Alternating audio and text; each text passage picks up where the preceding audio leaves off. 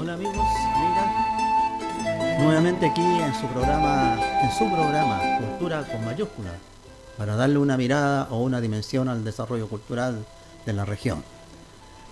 Nuevamente aquí porque una semana más y por supuesto con invitados muy importantes que son, de hecho, desde distintas miradas, de distintos escenarios, de distintas dimensiones, son un aporte cultural para la región. Como lo es nuestro invitado de hoy. Nuestro invitado de hoy es un amigo mío de hace también muchísimo tiempo, voy a decir, no muchos años, porque es mucho tiempo que nos conocemos. Y él se ha dedicado al mundo de las letras. Entonces, precisamente hace poquitos días atrás, lanzó un libro en el que felizmente yo estuve ahí la oportunidad de participar, de asistir a ese lanzamiento del libro. Y de eso vamos a hablar precisamente hoy. Vamos a hablar de letras, de libros, etcétera. Les quiero presentar a nuestro amigo Gustavo Alex Tapia Araya.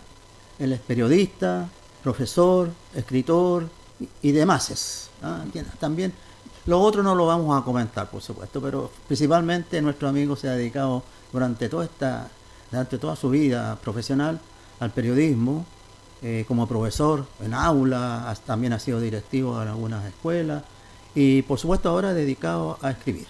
Entre muchas obras que él tiene, hay una que nos ha llamado la atención, del cual vamos a conversar muchísimo hoy, en esta hora que tenemos de conversación.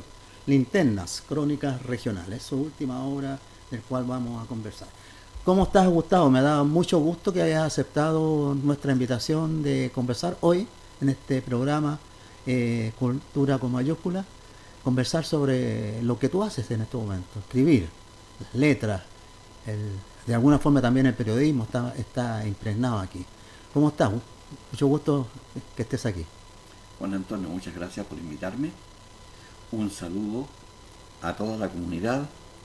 Esperamos que este programa se difunda, que las ideas que aquí emerjan puedan ser repartidas por el éter, que alcance no solamente a quienes ven el programa, sino que también a las escuelas, que sería lo ideal. Y bueno, aquí estamos dispuestos a hablar sobre este libro que se llama Linternas, partiendo del hecho que se trata de una compilación tomada de publicaciones del Mercurio en que aparecen 74, 75 crónicas mías dedicadas a asuntos regionales. Esto aparece en una columna que se llama Linterna de Papel, que fue creada por Andrés Sabela hace muchos años, primero en Santiago y después llegó con ella acá. Y bueno, aquí está instalada gracias a la Corporación Sabela que dirige María Caniguante, quien le ha dado un reimpulso en los últimos 17 años para que tengamos las linternas revitalizadas con el aporte de diferentes colaboradores, no solo de Antofagasta, sino que algunos viviendo en otras partes del país, pero vinculados emocionalmente, espiritualmente con lo que es la segunda región. Los seguidores de Isabela están en todas partes, ¿eh? Así es. En todas partes del país, incluso desde afuera, ¿eh? Que generalmente escriben o mandan algunos mensajitos. Entonces tenemos seguidores de Isabela en todos lados. Oye, Gustavo, mira, yo una vez porque Gustavo tuvo la gentileza también de dedicarme a este libro, que yo estuve presente, como les decía antes, en este lanzamiento. Y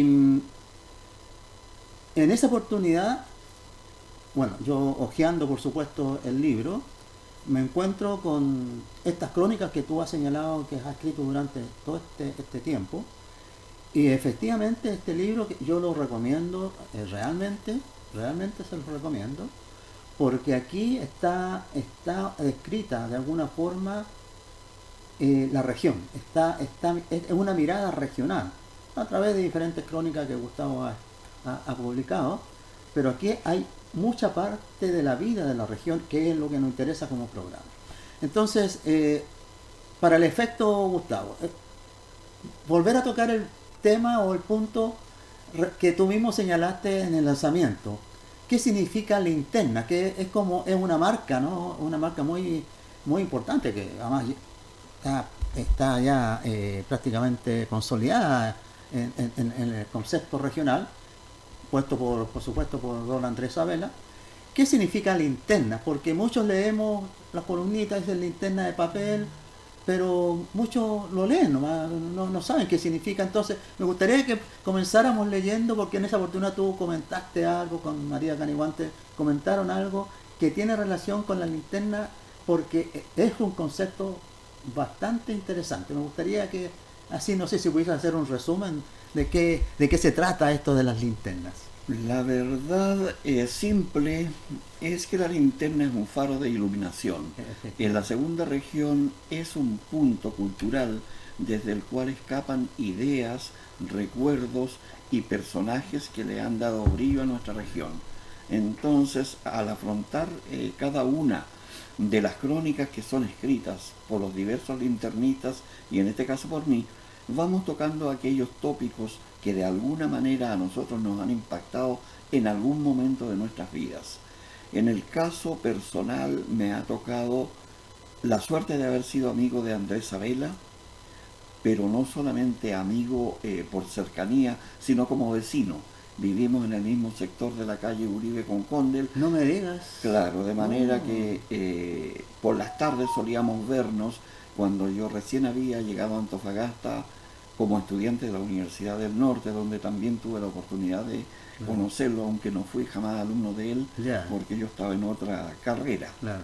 Tú venías proveniente de Chuquicamata, ¿no? Yo venía de Chuquicamata, donde había trabajado en la Chile Exploration Company, que en el tiempo mío, que fue el tiempo de la Unidad Popular, se llamó la Corporación del Cobre, que nosotros humorísticamente llamábamos Coco Chuqui. Claro.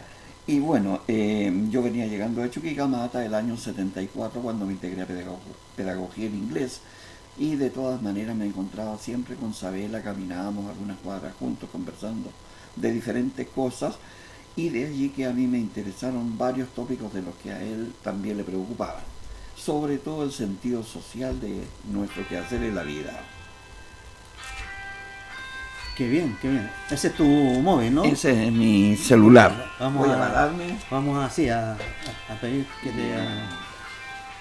se nos escapó, queridos amigos y amigas, estos detallitos de la tecnología. Pues a veces los celulares suenan en momentos inesperados, como le está sucediendo a mi invitado. Así es que Mónica, en este momento le vamos a solicitar en un programa de tele. Después te llamo.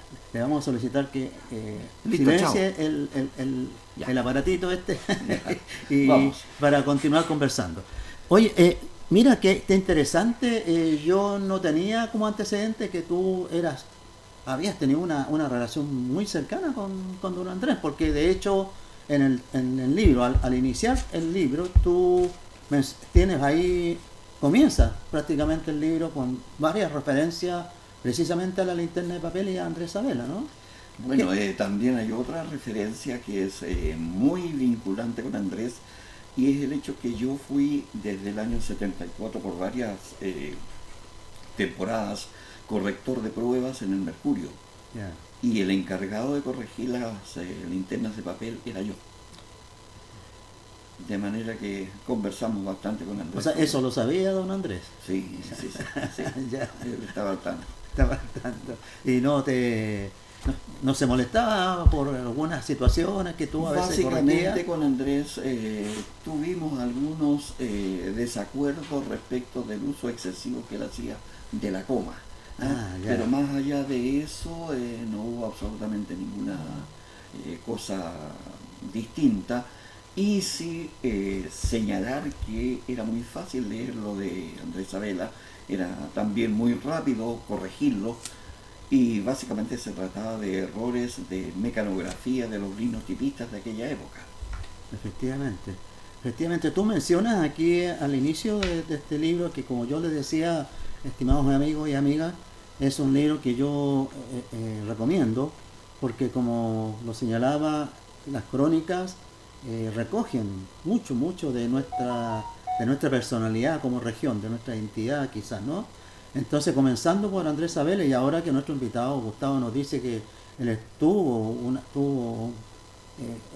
relación de amistad con el maestro Sabela, por supuesto que le da mucho más solidez a lo que él ha escrito aquí, lo que aparece aquí en la crónica. Porque, por ejemplo, hay una parte que dice Sabela visto por otros, el mar en Sabela, y bueno, Isabel y la muerte. Yo, junto con esta amistad que tú tenías, yo sé que, que Lord Andrés tenía una relación con el mar muy cercana, ¿no? Bueno, con Andrés Sabela tuvimos una cercanía bastante grande respecto del mar por dos motivos. Primero, porque él eh, estuvo entre los primeros integrantes de la Hermandad de la Costa. Correcto. Después de Salvador Reyes, que fue el creador de esta entidad, que es una de las pocas entidades chilenas que se expandió mundialmente. Me refiero como signo de comparación.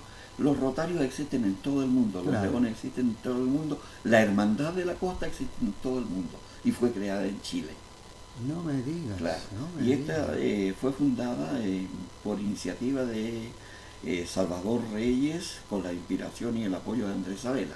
Pues bien, en los tiempos en que yo conocí a Sabela y que trabajé más intensamente, que fue por los años 80, eh, se produjo en Chile, o hubo en Chile una campaña para que los chilenos nos acercáramos al mar. Y en ese entonces yo me integré al mundo de la navegación en Antofagasta. Y ahí conocí no solamente el quehacer de Andrés Sabela en la Hermandad de la Costa, sino que también el quehacer de algunos navegantes, como es el caso de Jorge Salgado, quien aparece en algún momento mencionado en el libro, ¿Ya? que es este navegante de Maule que llegó a Antofagasta, se instaló como dibujante técnico en la universidad, en la antigua Universidad Técnica del Estado, Ajá. pero él tuvo la gracia de construirse un velero con el cual él navegó desde Antofagasta hasta la Polinesia. Y eso él lo retrató en un libro que se llama La historia del Salgari, el cual a su vez lleva un prólogo de Andrés Sabela. Mira, qué bonito. Todo eso tú lo has investigado, me imagino, Eh, profundamente, ¿no? la verdad es que yo me compré en algún momento en una biblioteca de viejos en Santiago este libro que ya no estaba en circulación aquí en Claro, Antofagasta ya. porque es del año 1966. Una joya. Estaba por Era ahí. en ese momento una joya y hablé con Salgado, que estaba vivo, que estaba construyendo el primer trimarán y el único que se ha fabricado en Chile. Hablé con él y le dije, ¿qué te parece si yo te hago la edición, la segunda edición del vuelo del viaje del Salgari? Y así se hizo, fue publicada. Bien. Qué interesantísimo lo que tú nos estás relatando, a partir de esa cercanía de amistad que tenías con el maestro, ¿no? Sí, Por supuesto. También tú haces mención, si uno sigue avanzando a hojear el libro, hace mención en alguna forma también de Skármeta, ¿ah? Que también es un personaje muy conocido, ya lamentablemente fallecido, que nació aquí en esta región, ¿no? Antonio Skármeta es uno de los croatas insignes que tenemos en Antofagasta. Y él no vivió mucho en Antofagasta porque Sí, él fue un hombre de mundo. claro. Ni siquiera fue muy chileno que digamos, ¿ah? Porque él básicamente vivió o con una beca en Estados Unidos o con una beca en Alemania, Ya. haciendo cine y haciendo literatura en diferentes partes del mundo, hasta que se consolidó en Chile a través del programa El Show de los El Libros, show de los libros. que a su vez tiene Muy antecedentes reconocido. en otro programa. Muy reconocido, sí. Pero Skármeta algunas veces nos visitaba ¿ah? Y en lo posible, como era parte de su carácter, él trataba de pasar anónimamente sentado en estos cafetines del centro sin que se notara demasiado que Skármeta era Skármeta.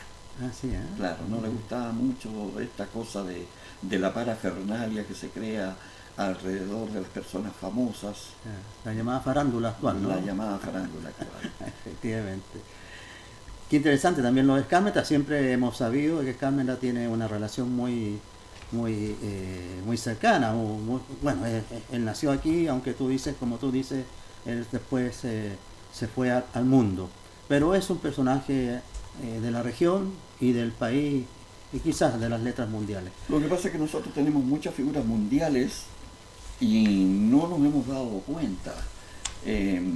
Tenemos un tocopillano, Alejandro Jodorowsky, quien precisamente vive en París y es una de las figuras más relumbrantes de la cultura parisiense, sí. Y es un aporte para el mundo, no solo para Chile. Ha hecho películas en Tocopilla, ha filmado en Tocopilla, pero acá nosotros prácticamente desconocemos que existe Jodorowsky. Sí, efectivamente. Sí. Tampoco nos hemos preocupado mucho, excepto los tocopillanos a ratos, de Andrés Pérez. Y Andrés Pérez, quien fue dirigente estudiantil del Liceo Latrille en Tocopilla, él saltó a la universidad y de la universidad se fue al extranjero. Él estuvo en el Circo de Soleil, y desde allá él volvió y abrió la Carpa Circo, con la cual él se instaló y generó estas dos obras que retumban hasta hoy, como son el Popol Vuh y la Negra Esther. Así es. Y como dices tú, no tan reconocido, bueno, lo que sucede aquí en Chile, ¿eh? Sí. La propia Gabriela Mistral es más reconocida afuera que en nosotros mismos, ¿no? Pero bueno, no nos vamos a detener en esa dimensión del tema, porque nuestro objetivo es otro, es seguir comentando lo que Gustavo ha escrito en esta última de sus obras. Mejillones también. ¿Por qué alguna referencia a Mejillones, Gustavo? Era yo un estudiante en práctica por los años 60, ¿Ya? en Chuquicamata, cuando eso era de los gringos. Y los gringos solían armar combinaciones con el ferrocarril de Antofagasta a Bolivia. Claro. De tal manera que secciones de Chuquicamata viajaban a Mejillones y gente de Mejillones subía a Chuquicamata, y había partidos de fútbol, partidos de brisca, dominó, juegos de orden social, y desde luego el condumio que proseguía después. Y bueno, yo fui parte de una de aquellas visitas a Mejillones, ocasión en que yo me enamoré de Mejillones porque es un lugar muy plácido al cual tú llegas a través de cruzar una extensión de desierto muy cálida, en que los cerros te acogen y te van cerrando la península, de tal manera que tú llegas a un poblado donde también la gente es sumamente amable. Efectivamente. Entonces yo siempre he tenido un vínculo muy afectuoso con Mejillones y creo que he sido retribuido a la vez por ellos. Efectivamente. Lo interesante cuando tú te refieres a Mejillones es que destaca precisamente eso, el acogimiento que tiene el pueblo con la gente que viene desde fuera, cercana, como Antofagasta y otras ciudades nuestras, pero fundamentalmente también porque a Mejillones llega mucho turismo foráneo y mucha gente del sur que viene precisamente a Mejillones a tener un momento de tranquilidad en sus playas, etcétera, ¿no?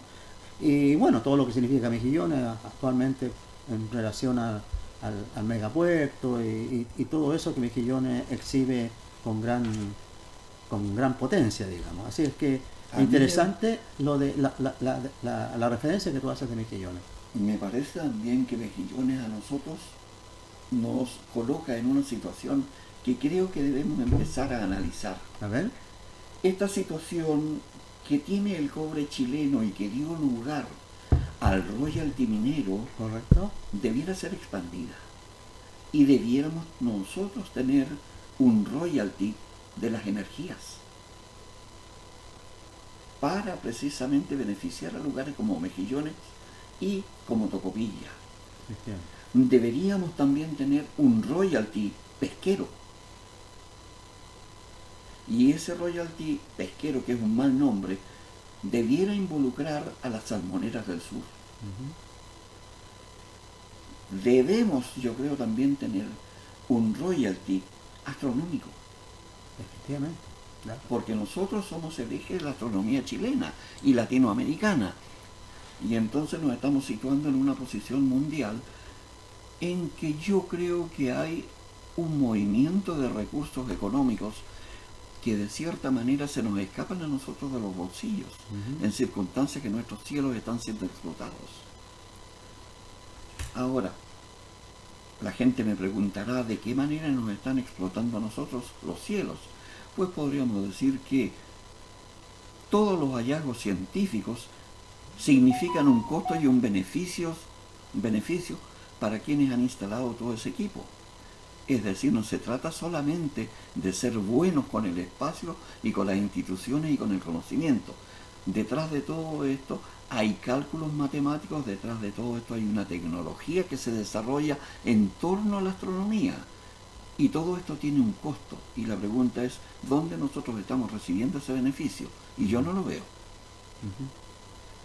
Entonces, reitero, aquí nosotros tenemos, gracias a Mejillones, que pensar en un royalty de la pesca, de las energías que producimos y también de nuestros cielos.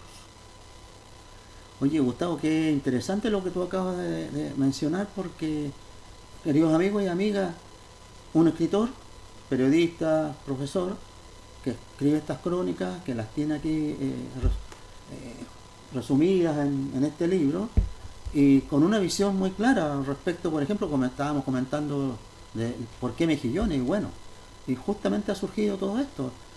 Precisamente es un poco lo que queremos como programa compartir con ustedes. Ya lo hemos dicho en otras oportunidades. Aquí iniciamos la conversación y esperamos que continúe en su casa. Usted que nos está mirando, que nos está observando, que nos está escuchando, continúe esta conversación en su casa, con sus amigos, con sus tribus, con los suyos. Ahí, respecto de lo que estamos conversando, lo que ha dicho nuestro invitado. Importante, royalty solamente del litio, del cobre, ¿por qué no? También royalty astronómico, pesquero, entendiendo lo que significa Mejillones, Tocopilla, en fin. Muy interesante lo que nos acaba de comentar Gustavo. Gustavo, y también haces tú adentrándonos un poquito más en el libro, también haces una mención bastante interesante de Chuquicamata. Bueno, Chuquicamata es tu lugar de origen, ¿no? Claro, Chuquicamata es el motor de los últimos 100 años en el país. Claro que sí.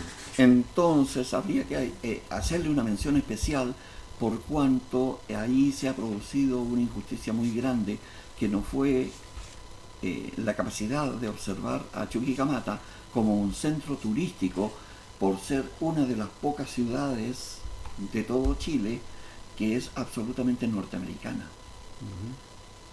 En Chuquicamata tú tienes antejardines. En la cultura chilena el antejardín no existe. En Chuquicamata tú tienes grandes calles, amplias. En Chile las calles son estrechas y con veredas angostas. En Chuquicamata tú por primera vez tienes a una población donde las comunicaciones laborales eran en inglés y donde muchos de los trabajadores traspasaron ese interés por este idioma a sus hijos. Y es por eso que muchos de los hijos de Chuquicamata terminaron estudiando en el Colegio Inglés de Iquique y se devolvieron con ese conocimiento que le retribuyeron a la Chile Exploration Company. Es decir, que también fue tu caso, ¿no? Que es mi caso, claro. y de muchos de tus compañeros, generaciones, ¿no? Claro. Y que es una manera de expansión de la cultura también, claro, porque sí, resulta que se habla que nosotros hablamos castellano en nuestra región, y eso es falso. Nosotros hablamos castellano, hablamos inglés, hablamos aymara en esta región. Efectivamente. Entonces hay que empezar a ampliar un poco todo este paraguas de lo que somos nosotros. Tendemos a pensar que nuestro mundo es muy estrecho, y no es así, es muy amplio. Si tú miras la historia de Chile, cuando Colón llega a América, se encuentra con una serie de palabras que él no conoce y que tiene que empezar a utilizar en el castellano, de tal manera que cuando Colón por primera vez pisa tierra americana, automáticamente el castellano de España se amplía a todas las maravillas que le ofrece este continente. De igual manera, nuestra región aporta al castellano chileno términos que no existen en otras partes, y por eso es que existe el libro de Mario Bahamondes sobre el aula pampina. Claro, claro. Y que además muchas de esas palabras o esas palabras han sido recogidas por la Real Academia de la Lengua, ¿no? Como ya como parte ya del léxico o del idioma español. Claro, y eso mismo está ocurriendo en este momento con las nuevas palabras que nosotros estamos aportando desde nuestra realidad del litio. Entonces, términos que antes en el castellano de la RAE no existían, están apareciendo gracias a la riqueza de nuestro litio. Y Gustavo, y este ya en el terreno de lo que tú estás comentando, que es muy interesante, ¿a qué se debe este desconocimiento, esto de no reconocer que aquí hablamos el español, el inglés, usamos muchas palabras en inglés, el aborígenes nuestras, quechua? ¿Por qué no reconocemos eso, Gustavo? Aquí hubo un problema en el año 1980 con la chilenización de las fronteras, de tal manera que el castellano era obligatorio en la cordillera, en el Alto Loa, de tal manera que se trató de eliminar las lenguas naturales de esos pueblos. Claro. Esa fue, digamos, una de las estrategias para consolidar un Chile unido y único y que fuera uniforme desde aquí hasta los pingüinos de la Antártica.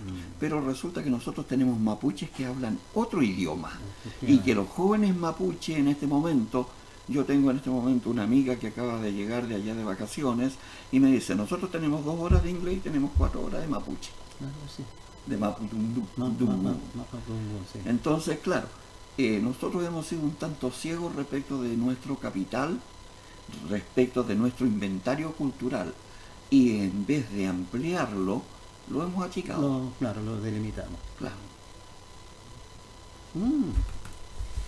Se están abriendo espacios bien interesantes en este programa, queridos amigos y amigas. Interesantísimo también lo que nos está diciendo o señalando nuestros invitados respecto del idioma, a propósito de Chuquicamata y de todo lo que estamos conversando. También haces mención tú, Gustavo, hay un capítulo, varias referencias en un capítulo literatura, teatro y cine. Yo conozco, he sabido de que en algún momento Antofagasta fue la Hollywood de Sudamérica. No sé, estamos hablando de un tiempo bastante atrás, pero que sí, Antofagasta efectivamente. 1930. Esto me lo comentaba a mí a la Diana Suárez, una gran amiga. 1930, dice tú por ahí. ¿Tú te refieres a eso cuando en este acápite de literatura, teatro y cine un poco recoges eso? Nosotros somos un pueblo que ha tenido diferentes chispazos. ¿Ya? Y uno de esos chispazos fue precisamente el momento en que se percibió que gracias a la luz que nosotros tenemos, el cine salía más barato que hacerlo en Santiago. Claro. El problema siempre ha sido la distancia, porque revelar las películas en Chile siempre ha sido casi una tarea imposible y hay que enviarlas afuera, porque no tenemos la tecnología asentada en nuestra tierra. Yo espero que eso se pueda ir revirtiendo gracias a las nuevas tecnologías que tú puedes accesar en cualquier punto del mundo y que hoy tú puedas fabricar una película aquí en tu casa sin mover un solo dedo fuera de ella para, primero, filmar, luego editar y luego distribuir. Creo que las nuevas tecnologías van a ser buenas en eso. Respecto del pasado, aquello no existía y eso fue uno de los motivos de por qué nuestro cine no pudo expandirse más porque no estaban dadas las condiciones económicas. No obstante aquello, se ha hecho algunas películas, recordemos a James Bond en Baquedano. Efectivamente, sí. Y causó, bueno, gran situación causó ahí, pero sí, claro, eso fue... pero cerca. digamos, son hechos excepcionales, A la sombra del sol, con Teresa Ramos, que se hizo por allá por los años 70, ocasión en que también tuvimos Caliche Sangriento en los 70, Películas, pero sí, son situaciones excepcionales. sí, sí. Mucha razón en eso. Pero Gustavo, aprovechando este relato que tú nos haces en esta parte de tu libro, de tu texto, eh, si bien es cierto, hay que reconocer aquellas situaciones que tú comentas, pero ahora están dadas las condiciones. ¿Qué es lo que faltaría entonces para poder reiniciar o retomar o sí, poder retomar o reiniciar, ¿no es cierto?, una fuerza en estas expresiones artísticas como el cine, el teatro, ¿no?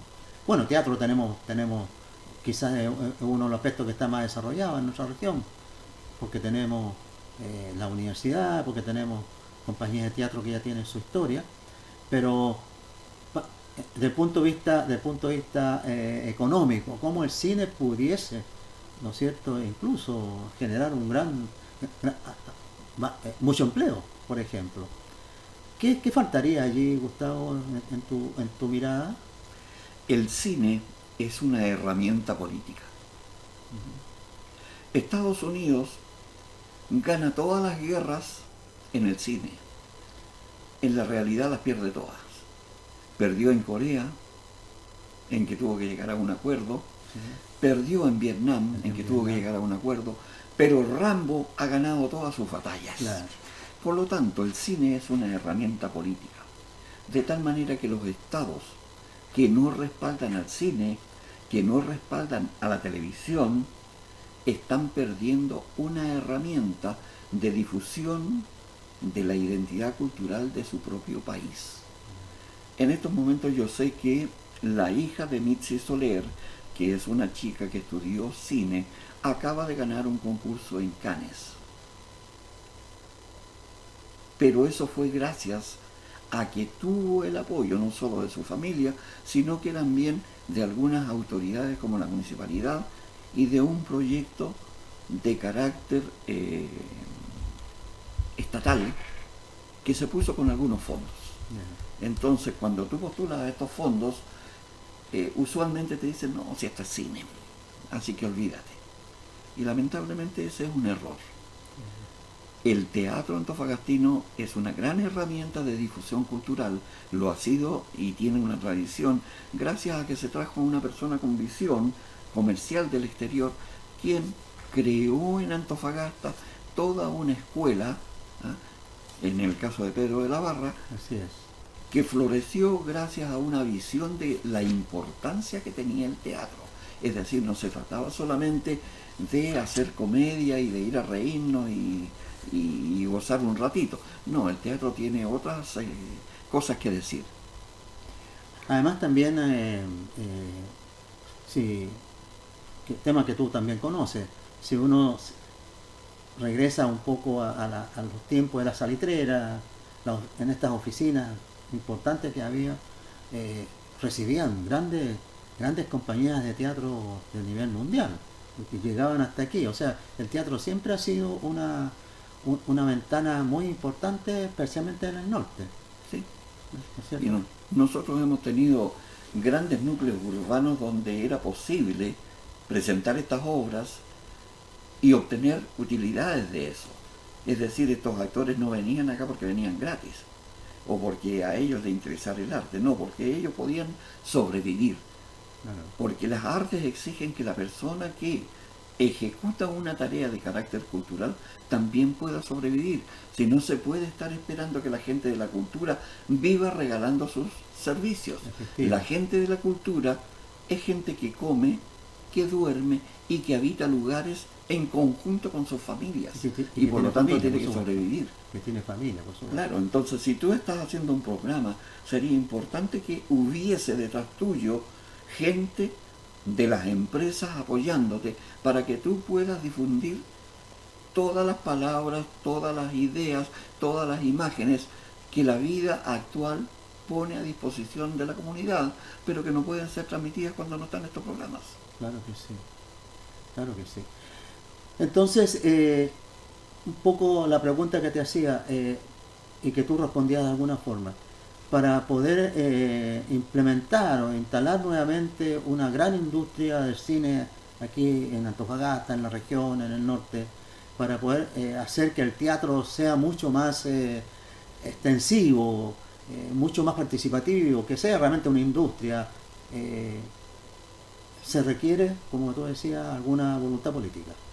Se requiere primero voluntad política para introducir la idea en la comunidad de que es importante que el empresariado participe, colabore, apoye, respalde estos movimientos culturales, sean en la danza, sean en el teatro, sean en el cine, sean en la televisión, sea en las redes sociales.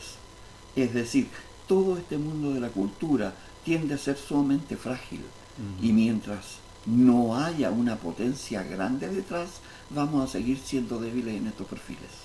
¿No será, Gustavo, que todavía las autoridades, los empresarios, todavía tienen un concepto muy pequeño de la cultura, que solamente la ven como entretenimiento?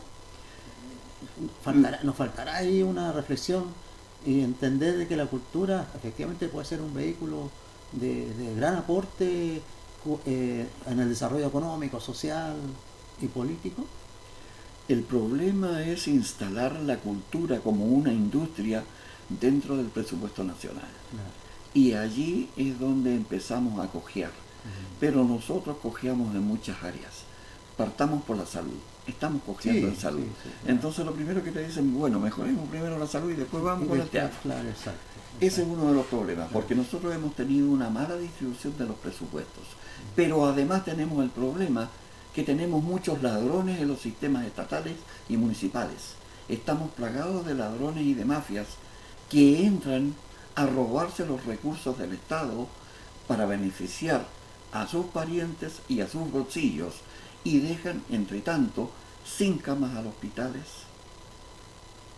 sin salas de clases adecuadas a las escuelas, sin profesores a algunas escuelas que tú sabes hay en el Alto Loa y en otras partes que están faltando. Efectivamente. Aquí mismo en Antofagasta Y faltan muchos profesores. claro, y no se les puede pagar tampoco lo que ellos piden y que merecen. Y que merecen, exactamente.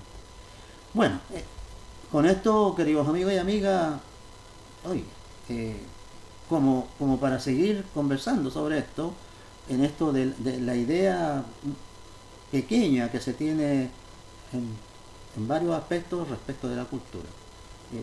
Pero si lo pensamos bien, lo reflexionamos, como dice nuestro invitado, Gustavo, aquí faltan voluntades, se pueden hacer muchas cosas, la cultura realmente puede ser un aporte muy importante en el desarrollo de la región, pero allí hay que tomar decisiones.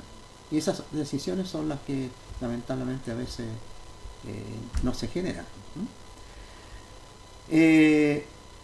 Gustavo, continuando, ¿no es cierto?, con otras páginas del libro, también tú te refieres bastante bien y en profundidad a lo que es el desierto, que es nuestro desierto. ¿Qué relación tienes tú, el hecho que tú vienes de Chuquicamata, desierto por supuesto, estás afincado en Antofagasta, que estamos rodeados del mar, pero tenemos el desierto aquí, yo soy del desierto, yo soy pampino, entonces, pero ¿cuál es tu concepción del desierto? ¿Cómo influye el desierto en nuestra identidad, en nuestra cultura regional? Usualmente los sureños dicen que nosotros somos gente apática, que somos fríos y que somos distantes. Y bueno, hay que recordar lo que es el desierto. El desierto nuestro es un desierto muy duro, a diferencia de otros desiertos en el mundo que tienen algo de verde. Nuestro verde es muy escaso. Sí.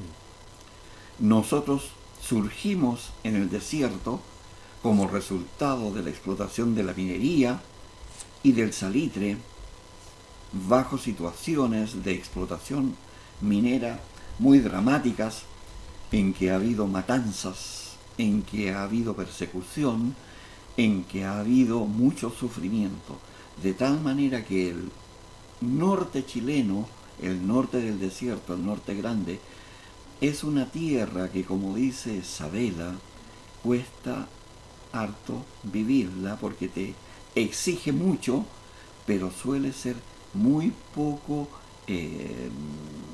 generosa en el trato a las personas. Si tú miras todo lo que fue la Pampa fue una zona de pobreza extrema. Y fue así por décadas. Nadie puede decir que llegó con una buena situación de la Pampa. Sí, la gente de Chuquicamata. Pero eso fue logrado después de años e incluso de persecuciones y matanzas en Chuquicamata. Efectivamente. Y se logró lo que se logró en Chuquicamata y todos esos beneficios que ellos tuvieron y que derivaron en lo que es la Escondida actualmente y toda la minería nortina, en que comprendieron los empresarios que era mejor tener una buena relación con los trabajadores que seguir corriendo el riesgo de una nueva nacionalización y que le quitaran todo lo que tenían. Pero esa nacionalización que hizo Allende, que fue antes hecha como chilenización por Frei, por Eduardo Frei padre, no fue el resultado de un impulso de estos mandatarios, fue el resultado de una lucha social donde se veía cómo del país se iba una enorme riqueza y acá nos dejaban una enorme pobreza. Entonces el desierto ha tenido para nosotros, por una parte, la grandeza de ofrecernos la supervivencia, pero también en términos muy mezquinos. Entonces el dolor para nosotros es bastante grande respecto del desierto. Yo creo que de alguna manera también los pesqueros, los pescadores, tienden a tener esta misma suerte, porque que yo sepa no hay pescadores ricos en Chile y siempre están en una situación bastante conflictiva, además de peligrosa. Es decir, todo lo que sea vinculado en Chile a los recursos naturales ha estado plagado de injusticia social. Mira los mineros del carbón.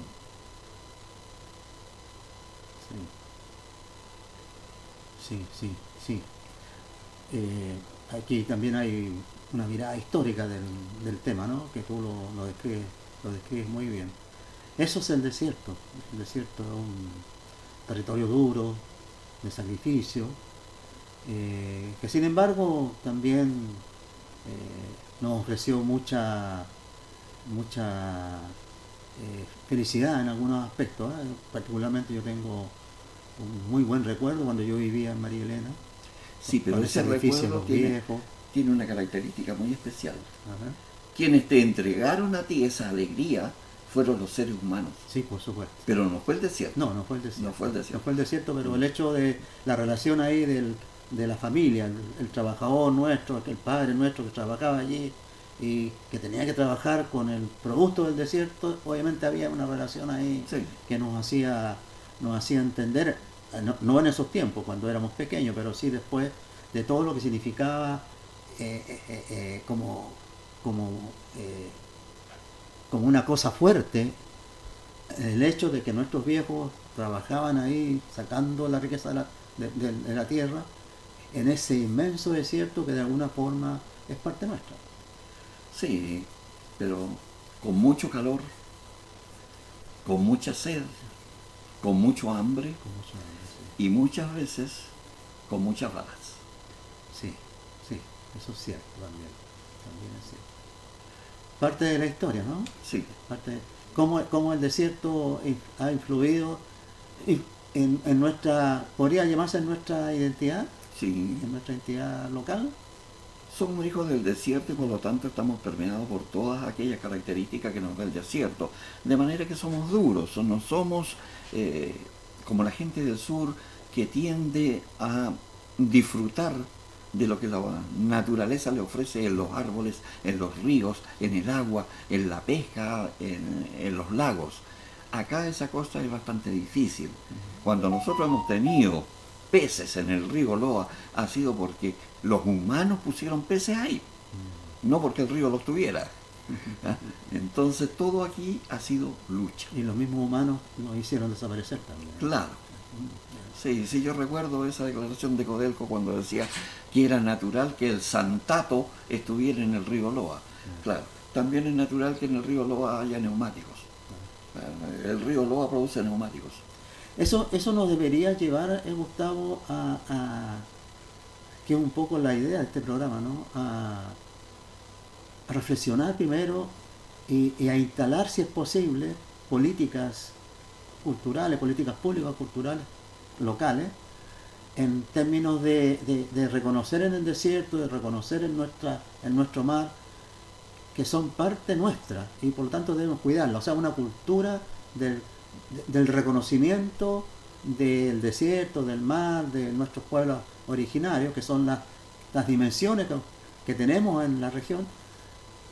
Falta allí reflexionar más al respecto y reconocer que esos son nuestros elementos, para realmente decir, sí, soy antofagastino porque tengo esto.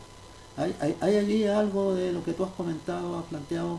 Deberíamos hacer algo al respecto, deberíamos instalar algunas políticas públicas en las escuelas, por ejemplo, en los textos, en los contenidos que se enseñan en los colegios, en las universidades, para que esta región realmente reconozcamos lo que somos. La ecología nos enseña que si no cuidamos el ambiente estamos fritos. Claro. Yo recuerdo que en los años 60 era un agrado subir desde Antofagasta hasta Calama y ver esos cerros nítidos, limpios, puros, con un cielo puro. En este momento tú todavía no llegas a Calama y ya ves la nube del polvo de Chuquicamata. Cuando tú viajas hoy desde Antofagasta a Calama, el desierto está destruido por cañerías plásticas que son utilizadas para la lixiviación de los metales y después son abandonadas. Y te hablo del sector de Mantos Blancos, en que ahí la cosa es casi patética. Generando todo es una cosa muy fea un desafío medioambiental ahí, claro, a la vista, digamos. A la vista de realmente feísimo lo que hoy vemos. Entonces no nos hemos preocupado de la entrada a la portada que hemos destruido con una serie de construcciones, almacenes y garajes en que se perdió toda esa pampa de dunas que había, que ya no existen y que era uno de los atractivos de la portada, porque tú llegabas a la portada a través de las dunas, que son una visión bastante agradable y amable, pero oye, eso ya no existe. Entonces a nosotros la industria nos ha pegado de alguna manera, de una manera antiecológica. Nos ha golpeado. Y nosotros nos hemos quedado callados porque necesitamos el trabajo. Necesitamos las piezas, los puestos para gente que no tiene trabajo. Efectivamente. Eso es cierto, es cierto.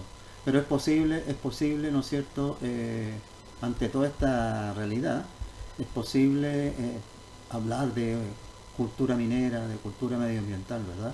Instalar políticas públicas al respecto, para que estas situaciones no se sigan profundizando, ¿no? Claro, hay un término que a mí me parece bastante poco apropiado, que es hablar de ecología minera. Eso no existe, la minería destruye. Sí, claro. Lo que sí podemos hacer es reparación ecológica, reparación estética. Y eso debiera estar incluido entre las tareas de las empresas una vez que atacan un cierto sector del territorio. De manera que cuando ellos se vayan o a medida que van avanzando, vayan de alguna manera reparando todo aquello que han destruido. Pero por lo que yo veo físicamente, recorriendo la región, eso no ocurre. Efectivamente. Eso nos lleva quizás a invitar a las empresas, así como tienen unidades diversas que tienen que ver con la producción que ellos generan, también deberían tener una unidad que se preocupe, ¿no es cierto?, de esas situaciones que son parte de lo que nosotros aspiramos, a instalar una cultura que permita ir junto con destruir, también después reparar, que es lo que nos falta, y eso significa instalar cultura, cultivar conductas, ¿no es cierto?, que permitan que estas cosas no ocurran o no sigan ocurriendo. La vinculación con el ambiente que tienen hoy las empresas, yo creo que en ese sentido es bastante débil. Sí, claro. Pero también es débil, y no solo por culpa de las empresas, sino por la culpa y responsabilidad de los ciudadanos. También. Porque a nosotros, por caso que nos interesa mantener bien la plaza del mercado en Antofagasta, la cual está rayada absolutamente, destruida completamente, y está destruida no por las empresas, no por los empresarios, sino que por los ciudadanos que van y que rayan por la noche. Tú te encuentras con una serie de edificios patrimoniales en Antofagasta totalmente destruidos por estos rayados que hacen, no sé quiénes son, pero que igual destruyen la fisonomía de la ciudad. Efectivamente, sí, efectivamente, eso es cierto. Y a mí también me lleva a quizás repetir lo mismo. Nos falta, ¿no es cierto?, cultura en ese sentido. O sea, el cultivo del buen trato, del cuidado, de entender de dónde vivimos. Y eso, ¿cómo lograrlo? Para conversarlo, ¿no? Para que esta conversación siga en la casa de nuestros amigos, nuestras amigas, y reflexionar, y bueno, ir buscando posibilidades, ¿no es cierto?, para mejorar, pero con algunas políticas que permitan avanzar en esto, que es lo que uno echa de menos, ¿no? Yo creo que uno de los problemas que hemos tenido desde 1990 en adelante es que no hemos podido reconstituir las juntas de vecinos. Antaño las juntas de vecinos eran poderosas. Sí, me recuerdo. Pero hoy por hoy las juntas de vecinos se concentran más que nada en la celebración del aniversario de esa junta de vecinos, Claro. del aniversario de Antofagasta. Pero no hay una política docente respecto de los ciudadanos en cuanto a cuidar su entorno. Efectivamente. Y el Estado no puede estar en absolutamente todas las cosas, ni poniéndote carabineros en la esquina para que no te rayen las murallas. Es el ciudadano que desde su casa enseña a sus hijos que no está bien rayar las murallas, que no está bien destruir los edificios patrimoniales. Cultura ciudadana. Cultura ciudadana. Cultura ciudadana. Si seguimos avanzando, Gustavo, porque ya también está avanzando el tiempo, tú también te refieres en periodismo y literatura. Tú también estuviste haciendo mucho periodismo durante mucho tiempo. Ya comentabas a través de esta cercanía que tenías con don Andrés, y trabajabas aquí precisamente en el diario El Mercurio. Entonces tu labor como periodista te hace tener también una mirada bastante interesante respecto de cómo a través del periodismo, cómo a través de la literatura, poder quizás de alguna forma denunciar, ¿no es cierto?, muchos aspectos de nuestra vida cotidiana regional, ¿no?, en nuestras comunidades, en nuestras comunas, en nuestra región en general. ¿Cómo ves tú? Porque aquí tú nombras algunos connotados del periodismo local. Si me lo pudieras mencionar. Aquí tenemos a Rubén Gómez. Bueno, hablemos de Rubén Gómez. Rubén Gómez. Jorge Ricardo, Wilfredo Santoro, Héctor Pumarino, y bueno, por supuesto Sabela como primera. Bueno, mucha de la gente que trabajó en periodismo ha pasado luego a la literatura, y el caso de Rubén Gómez es uno de ellos. Él ha escrito varios libros, en uno él se refiere a su vida en Argentina y de lo que pasó en un cierto periodo de la vida histórica en ese país donde él estuvo viviendo por un cierto tiempo. Y él también se refiere en otras partes al mundo tuyo, que es el mundo de la Pampa, en otro libro, al mundo de estas oficinas vinculadas por el ferrocarril. Quisiera recordar de manera especial en este caso a un hombre que aparece ahí, que es de Mejillones precisamente, que es Jorge Morla, quien fue periodista no solamente en nuestra región, en el Mercurio, en la Estrella, sino que también en el Yanquihue y en Osorno. Y Jorge Morla acaba de morir hace poco más de 15 días, Él escribió un libro de poesía que resultó ser sumamente bueno, pero Jorge, por esas cosas de la vida, tuvo que sobrevivir con el periodismo y no tuvo el tiempo suficiente como para abordar más en profundidad este interés que él siempre tuvo en la poesía, y él hacía poesía muy buena. Ahora, Julio Asmussen fue director del diario El Mercurio, pero también fue un autor de obras teatrales de gran éxito. De tal manera que la gente que ha estado en periodismo no ha dejado también de poner el pie en el otro lado, como Waldo Dante Carvajal, quien fue editor del Mercurio, fue director de La Estrella y también escribió un libro de poesía. Así es que hay mucha gente que del periodismo pasó a la literatura. Esa relación periodismo-literatura, que es muy cercana, es muy estrecha, ¿no? En tu caso particularmente y todos aquellos que tú has nombrado. ¿Sería esta relación periodismo-literatura debería ser mucho más potente viniendo desde la universidad, por ejemplo, donde tenemos una carrera de periodismo, en que debería el periodismo referirse más a esta región, al cómo vivimos, a, a denunciar, ¿no es cierto?, aquellas cosas que hablamos delante, que hay que corregir en nuestro vivir diario. Eh, ¿Tú crees que el periodismo es un vehículo que podría ser importante para tener una mirada distinta respecto de nuestra región? Hay dos aspectos ahí que estás tocando tú. Uno es la relación entre periodismo y literatura. Hay gente que es netamente periodista, Claro. y no le interesa la literatura. Hay gente que está en literatura pero que jamás se atrevería a tocar el periodismo.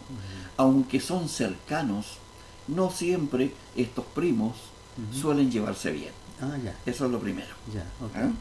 En segundo lugar, el interés de un periodista no es solamente literario, también puede ser noticioso dentro de la literatura. Y tú te encuentras acá con que ha habido periodistas de carácter deportivo que han escrito libros, pero sobre deportes. Sí.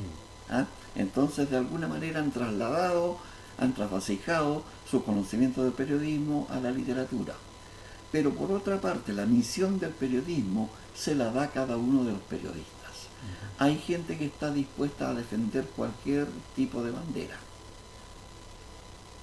Y esa opción proviene de la formación que él tiene, no en la universidad, sino que en su familia. O sea, ¿para qué necesito yo el periodismo? Para defender a los míos, para exponer las cosas objetivamente que suceden en mi entorno y observarlas como en un microscopio. O por el contrario, a mí no me interesa lo que sucede afuera, así es que reporto sencillamente lo que veo como una máquina. Entonces, el periodismo tiene diferentes opciones para cada uno de quienes participan en esa tarea.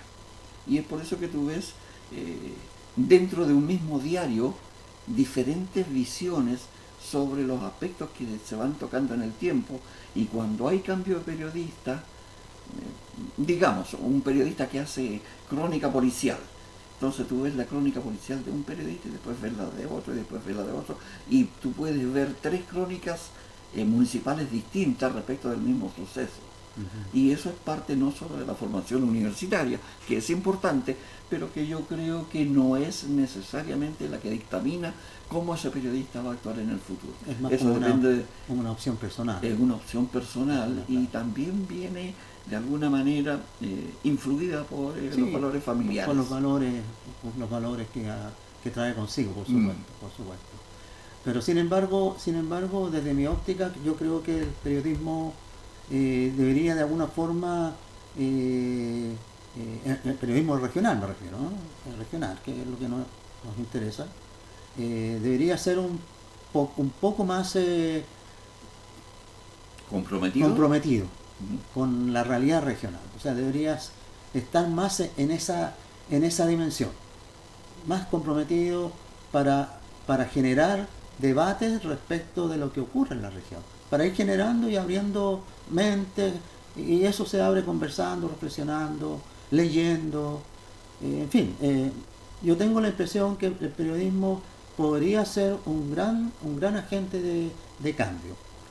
Puede serlo porque influye mucho, pero Claro, también sí. tú tienes que tener en mente que las líneas editoriales de alguna manera Marcan dirigen y claro, marcan el quehacer claro que del sí, periodista. claro que sí, claro. Entonces, si yo estoy en un diario, en una radio, en un canal de televisión, en que la línea periodística a mí me dice que todo es negro, obviamente yo no puedo salir con una florcita rosada. Sí, claro, claro. ¿Mm? Sí, tiene mucho. Ahí entramos ya Mm. a la forma, bueno, al neoliberalismo, ¿no? No solamente el neoliberalismo, sí. Tú tienes que Libre mirar mercado, digamos.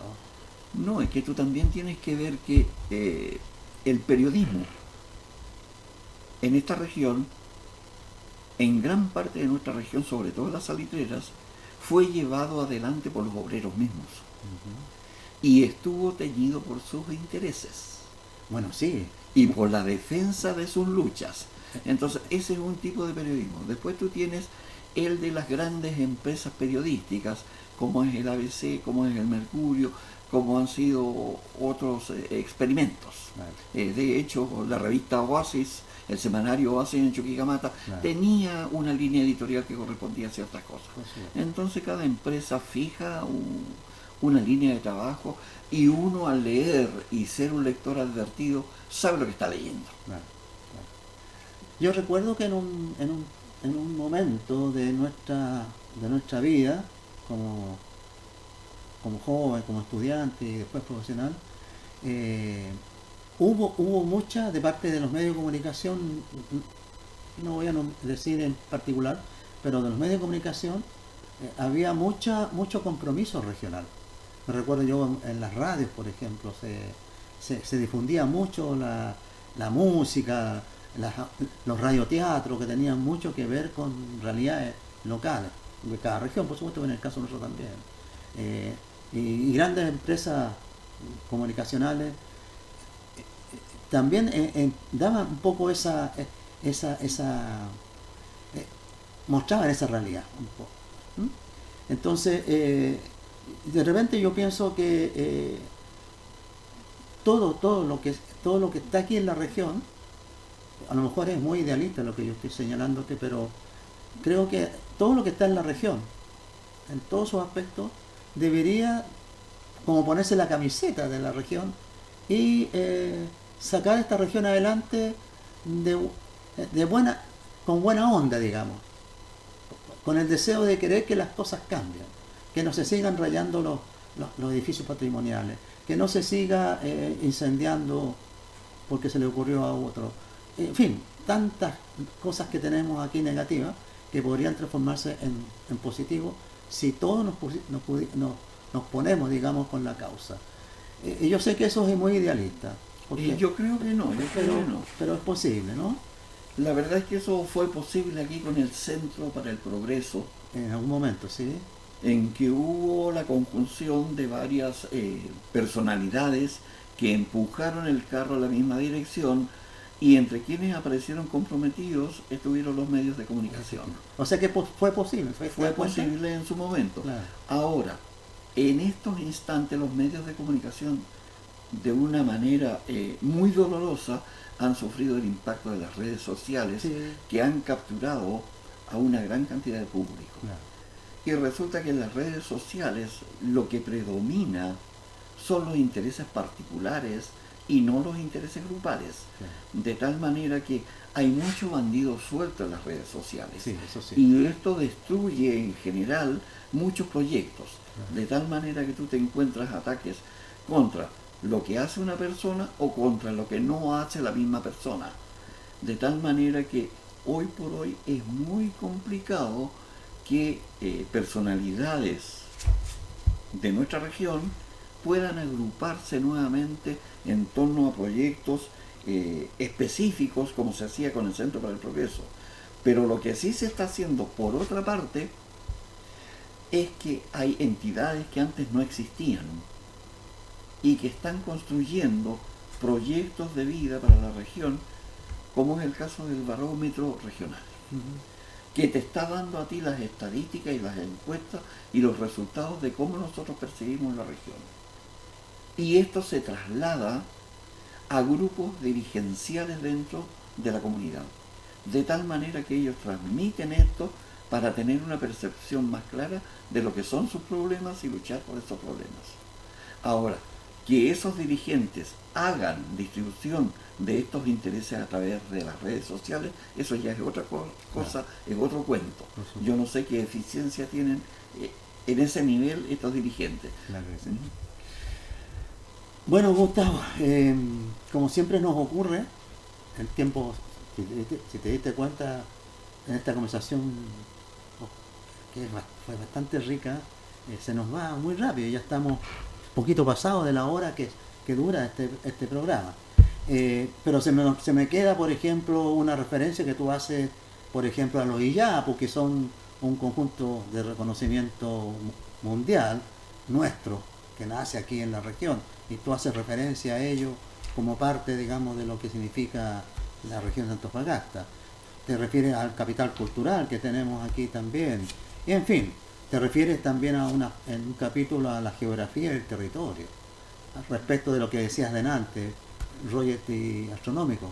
Cuando aquí tenemos los mejores cielos, tenemos estas grandes empresas multinacionales que están instaladas, que deberían también tener un papel importante en el desarrollo social de nuestra región. En fin, nos faltó tiempo para conversar un poquito más sobre otros aspectos, pero creo que en general, Gustavo, ha sido una conversación súper grata. Yo he quedado encantado porque de alguna forma se cumple el propósito del programa, que es conversar de cultura con mayúscula para darle una mirada al desarrollo de la cultura a nivel regional. Así que cumpliendo con ese propósito, yo lo único que me queda es darte las gracias y no sé, te dejo un minuto para que dejes un mensaje como escritor de este libro a la comunidad que nos ve y nos escucha. Sí, invitar a la comunidad a leer el libro está disponible en la biblioteca regional, toda la colección de mis libros, yo tengo 9 libros publicados ya, están en la biblioteca regional, de manera que para conocerme y para conocer de nuestra región pueden acercarse ahí y están gratamente invitados y gracias por tu invitación. Para mí, yo te doy las gracias a ti, la verdad ha sido un placer haberte tenido aquí como invitado en este programa Cultura con mayúsculas y por supuesto espero que usted, amiga y amigo, continúe con esta conversación en su casa, porque ha sido una conversación bastante rica.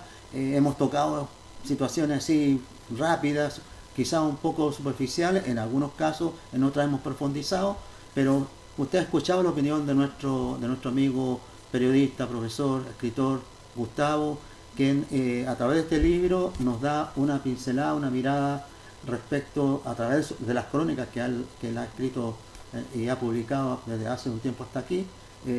Aquí está en este libro y usted al leerlo se va a dar cuenta de alguna forma de la región, va a saber más de la región en que usted vive. Así que muchísimas gracias y nos vemos en una próxima oportunidad. Y muchas gracias nuevamente, Gustavo, por haberme acompañado en esta conversación. Chao amigos, hasta la próxima semana.